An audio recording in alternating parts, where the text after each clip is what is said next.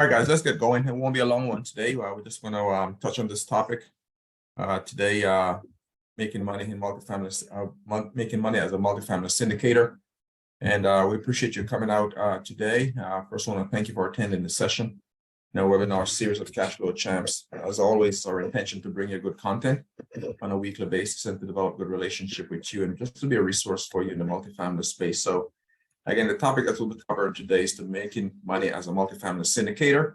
So in this webinar, we'll cover what are the most common fees multifamily syndicators charge, other fees charged by multifamily syndicators, and just some of the best profit center, really the best profit center for a multifamily syndicator, and any other questions that you guys may have. So let me just take a quick minute here just to introduce myself for those who don't know me. I'm Paul Senior, one of the managing partners of Cash Flow Champs, and I am married. I live in the Washington, D.C. area with my wife and children. And to get more information about us, just go to our website, cashflowchamps.com, and you can just hover over the About Us button, and you can see information on all of the partners of Cash Flow Champs. I'm also a co-host of the Cash Flow Champs Real Estate podcast that I host with my partner, Prashant Kumar. And our portfolio right now is about $146 million asset under management. We have about 1,647 doors currently. And we're looking to grow that here shortly, as we have 2 properties currently under contract right now that we hope to go to closing on the first one next month. So, and I want to tell you about some resources that we have for you as well. We have some free resources for you. One is the underwriting session that our partner Charles Seaman hosts on a weekly basis, 4 p.m. Eastern Standard Time. You can just click on the QR code in the middle of your screen there, and you can sign up for that underwriting session. We also have the Cash Flow Champs Aristocrat Coaching Program as well. That is a paid program, and our students are finding it very helpful, as we're helping our students to get into their first deals on many occasions, and also help those to increase their portfolio, those who are looking to grow their portfolio, since we have the experience on our team to do that. I want to make mention of our summit that's coming up in November 18th, 19th, and 17th, 18th, and 19th, rather, of 2023. So if you go to cfcsummit.com, then you can get some more information there. So those are some of the resources that we have for you. If you have any questions, please feel free to jot those in the Q&A as we go along, and we'll get to those questions during the session, or maybe at the end of the session, but we'll make sure that your questions are answered for sure. So just as a means of disclaimer, I just want to make sure it's stated that I'm not an attorney, financial advisor, tax advisor, or accountant. The purpose of this webinar is just primarily for informational purposes, right? So you want to seek the advice of the appropriate personnel if you need those type of services. So let's just engage the topic today of making money as a multifamily syndicator, right? I mean, a lot of folks want to be multifamily syndicators, so it's a good idea to know where your money source may come from. And like we said before, we're going to cover these items here, these topics today. So let's touch on the first one. So what are the most common fees multifamily syndicators charge? There are a few fees that are typical or common in the multifamily syndication world. And of course, the first of which is the acquisition fee, right? So syndicators typically charge an acquisition fee, and the acquisition fee is a percentage of the purchase price of the property. Now, the acquisition fee could also be a percentage of the purchase price plus the capex, if there's capex work that need to be done on the property. So, you know, you kind of want to have an idea as to which one, is being charged to you as an investor, so to speak.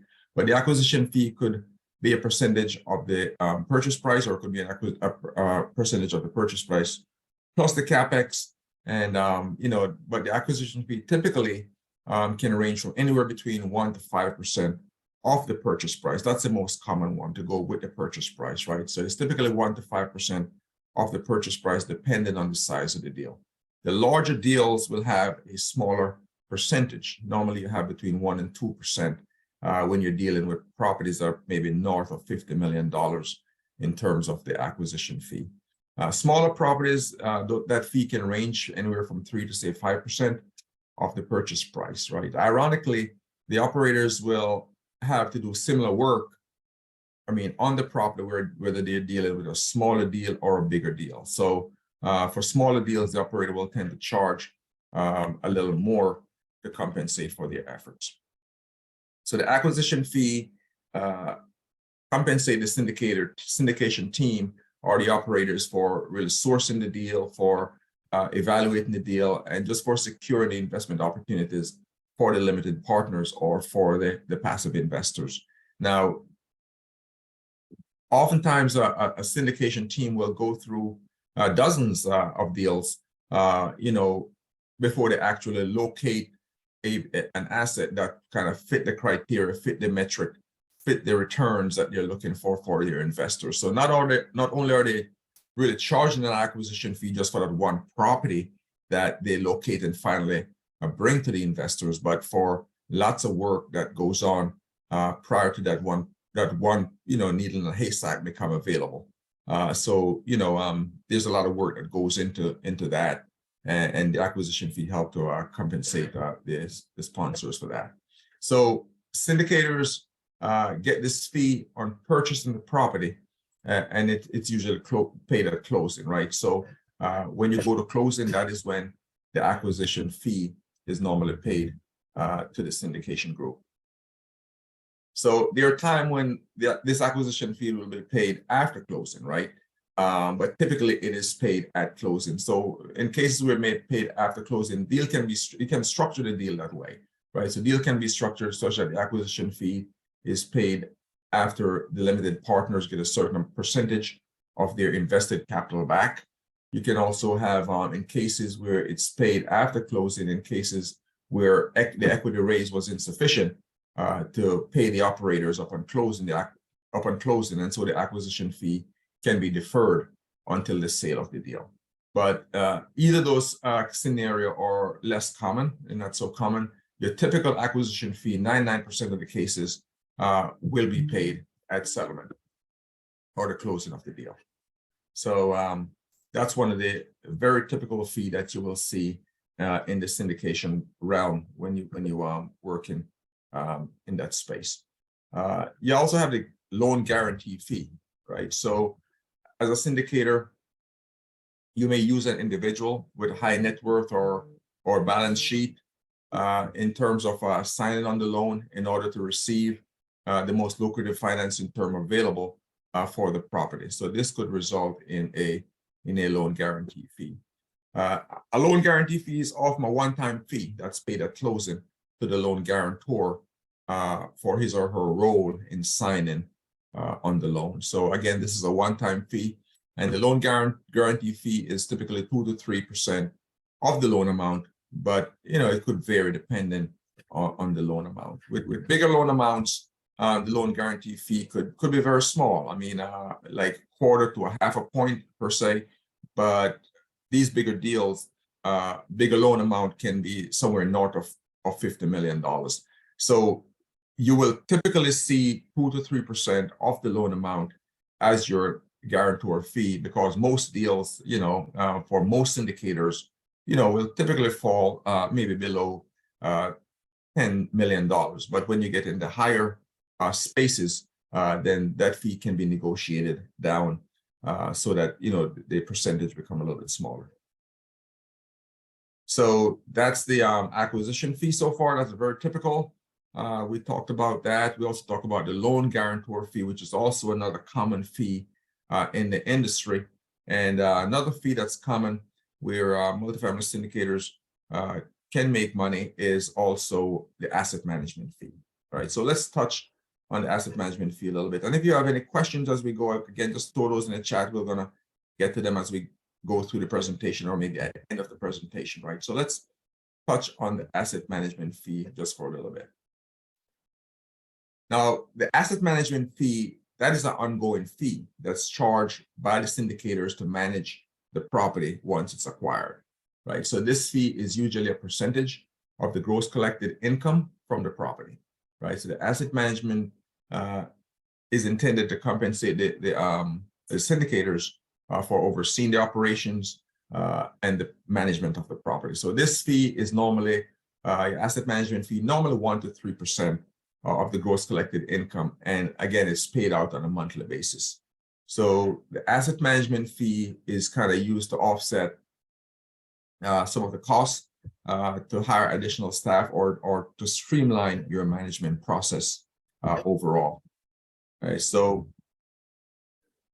sometimes you may see a lower asset management fee as well, but you have to take note as to what is being charged against, right? So, for example, I've seen where a half a percent fee, for example, is being charged, but that's being charged to the overall portfolio value, right? So some portfolio can be very large, and so if you're managing the overall portfolio, then those fees can be negotiated down. But there's typically you're looking for a good asset management fee between 1 and maybe 3%. That would be your typical. But if you're dealing with a portfolio type of situation, then it may be looking at much lower. So you just have to make sure you're comparing apples to apples when you're talking about these type of fees, right?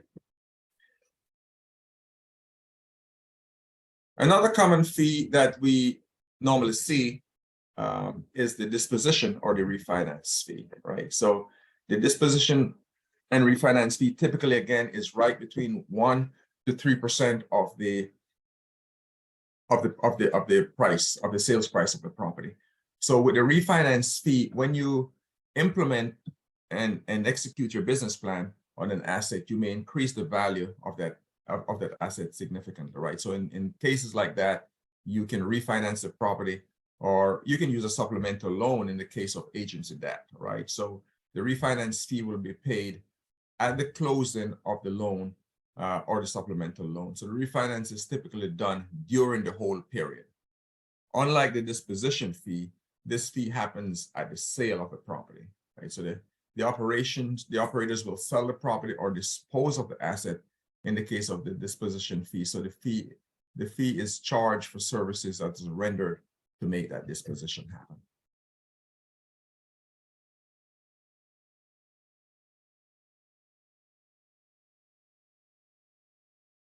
All right, let's see here. So we talk about the acquisition fee. We talk about the loan guarantor fee. We also talk about the asset management fee. We talk about the disposition and refinance fee. And those are all common fees. And of course, the property management fee is a fee that is very common that syndicators or operators can use as a profit center. So another way to make money as a multifamily syndicator is via the property management fee. So property management fee is charged if your operation is vertically integrated. And this just means that the sponsors, they brought the property management in-house and they no longer use a third party. So you can make money as an operator if you have gone vertically integrated. You bring your property management in-house. So becoming vertically integrated normally takes some time and to get accomplished. And so it does provide a benefit for the syndication team as well, where a property management fee can be charged there. So property management fee for larger units are typically between 3 to 5% of the effective gross income, right? The EGI. For smaller properties, typically you can have anywhere between 5 and 10% of the EGI. So if you're using a third party property management, of course, you can negotiate these fees, right? So the fees going to depend on your portfolio size, depending on how much fee you're in charge, depending on the size of your portfolio, right? Or your presence in the market as an operator. The more units you have in the market, the more discounts you probably can negotiate if you're dealing with a third party property management. And of course, the relationship with your property management company is also significant as well. So property management overall is not necessarily a huge profit center. And so not a lot of operators will necessarily go ahead and get vertically integrated. So it just depends on what you want to do as a team, as a syndication group, right? So a big advantage though of being vertically integrated is just the ability to focus on your assets and to give them first-class attention and to make sure that your business plan is being executed above, being distracted with anything else. Some people just manage their own assets, right? And so you have total control there versus, you're using a third party. You don't know where your asset will fall in the line of all the assets that you're handling. So some operators, they successfully go vertically integrated, while others not so successful, right? Because again, it's not a huge profit center. And so you just got to kind of weigh, as an operator, you just kind of weigh the risk and the reward to see if property management is something that, you want to go after as far as a fee structure is concerned. So, those fees that we just make mention of are the most common fees that multifamily syndicators will make money from. We talk about the acquisition fee, we talk about the loan guarantor fee, the refinance or disposition fee, and also the property management fee. So let me take a second here to see if there's any questions in the Q&A. Answering those. Okay. All right. None right now. If you have any, just drop them in there based on what we just covered. But we are just going to go ahead and touch base on some fees that are not so commonly charged by multifamily syndicators. So as a multifamily syndicator, you want to be aware though of piling on too many fees, right? And the goal of syndication business, of course, is you want to make your investors good return on their investments. You want to keep them happy. And so you can have the investor for a long-term repeat investor who are going to invest with you. So if you get a one or two complaints, of high fees, then you want to take heed as a warning as an operator. But if you have a high volume of complaints when it comes to fees, you probably want to make an adjustment, right? You definitely want to keep your investors happy. And the goal of this is not, to stack up as many fees as you possibly can in your deals. So as an investor, you also want to do limited investor, you also want to do your own due diligence to find out what type of fees are being charged and to ensure that your investment, have good positioning. For example, disposition fee, for example, some groups will not charge a disposition fee unless the investors get all their initial invested capital back and also the projected returns, right? So all these fees does not have to be charged in any given deal. And some of these fees can be discretionary, and some of these fees can be implemented, if certain markers or certain metrics or certain returns are met for the investors. At Cash Flow Champs, we want to ensure that the returns to the investors take precedence over the fees, and so we act accordingly. So less common fees are, one is the brokerage commission on purchase, right? This is if you are a real estate broker and a syndicator maybe in the same deal, right? You'll be charging this fee to the seller, of course, the brokerage commission fee on the purchase. So typically, these fees are being charged to the seller. And what happened in this business is that normally it's a one-way street. You don't normally have a dual brokerage. Normally you have a seller broker that is representing this seller, and they're selling that property, and that fee is not normally broken down between somebody representing the buyer and somebody representing the seller. So the seller broker, they typically do not split their commission. So if as a broker, you want to make a demand on the seller to split their commission, it may not be the best idea for you, even though you have a real estate broker's license, right? Because you are now probably burning bridges with those brokers who have those listings for those sellers. And so it may create an unhealthy environment, right? So that's probably one of the reasons you typically don't see the brokerage commission on the purchase of an asset. But it is possible that you can get those fees. But maybe something you don't want to push for the benefit of long-term relationships. So it may be better for you to inform the seller broker that you're not looking for a commission split. You're just really looking to acquire the property, and you can use that opportunity to build good relationship with the broker and really make your money of the actual syndication versus trying to broker the deal, right? So that would be the way I would suggest you go about that. And not only on the purchase in terms of brokerage commission, but you can also, try to make brokerage commission on the sale of the property too. So you can try to, as a broker, you can try to sell a property for a seller and at the same time try to make a brokerage commission on that sale. So the best is, in cases like those, I think it's best to find a third party broker to broker the deal for you. They do have a large pool of buyers that they can reach out to and they can expose the asset for the seller. And that may be in the best interest of the parties involved, especially the seller. So it also looks better to the investor, right? You're not looking like a fee grabber if you're getting an asset management fee, an acquisition fee, a disposition fee, and now you're looking for, broker commission on sale or broker commission on purchase, right? It just looked like too much fees are being piled up here. So, and for good reason, probably that's why these are less commonly charged in the industry. So you want to be aware of those. There's also accounting and tax fees that, you possibly can make money from as a multifamily syndicator or operator. And that has to do more like with the bookkeeping fee. Typically, you have between $50 and say $75 per hour that can be charged for these type of accounting or tax fee. And this fee is normally charged based on an hourly rate, right? And the kind of work that is done in that realm in terms of accounting and tax keeping information. So some group will make this a part of their asset management fee, but some will separate it out, right? So it just depends on how you as an operator choose to operate, but that's definitely a fee that you can charge. So ideally, as a syndicator, you should be making most of your money off what's called your promote, not so much fees, right?